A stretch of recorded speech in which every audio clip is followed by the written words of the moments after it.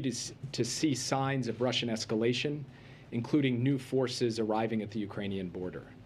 As we've said before, we are in the window when an invasion could begin at any time, should Vladimir Putin decide to order it. I will not comment on the details of our intelligence information, but I do want to be clear. It could begin during the Olympics, despite a lot of speculation that it would only happen after the Olympics. As we've said before, we are ready either way.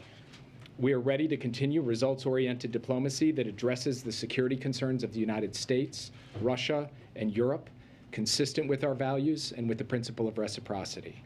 We've continued to make that clear to Russia in close coordination with our European allies and partners. We are also ready to respond decisively alongside those allies and partners should Russia choose to take military action.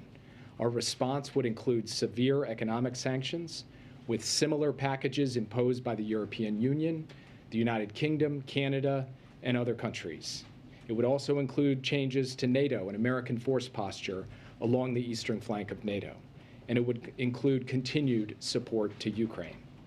The President held a secure video conference today with key allies and partners to coordinate our approach to this crisis.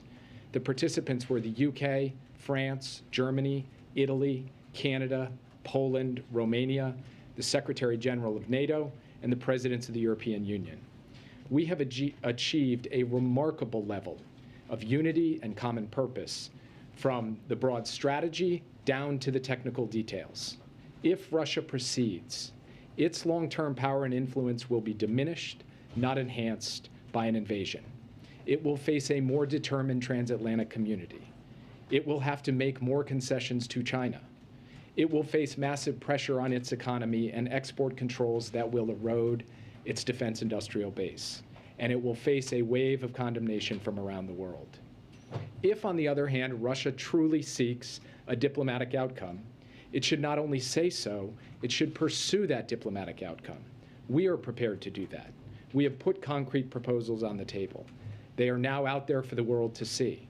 We're prepared to engage on them and to discuss the principles and parameters of European security with our European partners and with Russia.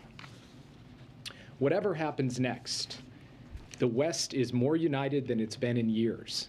NATO has been strengthened. The alliance is more cohesive, more purposeful, more dynamic than at any time in recent memory. In terms of immediate next steps, President Biden and his team will remain in close contact with our allies and partners to coordinate both on the potential for diplomacy and on any response that is necessary should Putin decide to order military action.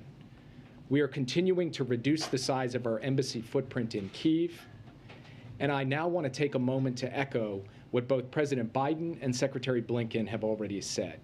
We encourage all American citizens who remain in Ukraine to depart immediately. We want to be crystal clear on this point. Any American in Ukraine should leave as soon as possible, and in any event, in the next 24 to 48 hours. We obviously cannot predict the future. We don't know exactly what is going to happen, but the risk is now high enough, and the threat is now immediate enough, that this is what prudence demands.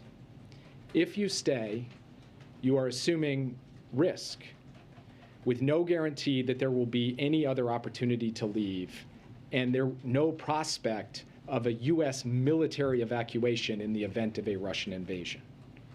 If a Russian attack on Ukraine proceeds, it is likely to begin with aerial bombing and missile attacks that could obviously kill civilians without regard to their nationality. A subsequent ground invasion would involve the onslaught of a massive force. With virtually no notice, communications to arrange a departure could be severed and commercial transit halted. No one would be able to count on air or rail or road departures once military action got underway.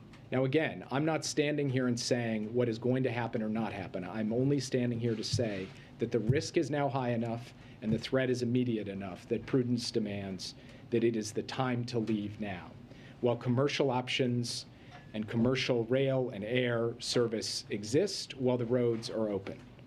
The President will not be putting the lives of our men and women in uniform at risk by sending them into a war zone to rescue people who could have left now but chose not to. So we are asking people to make the responsible choice. With that, I'm happy to take your questions. Okay. Yeah. Thanks, Jake.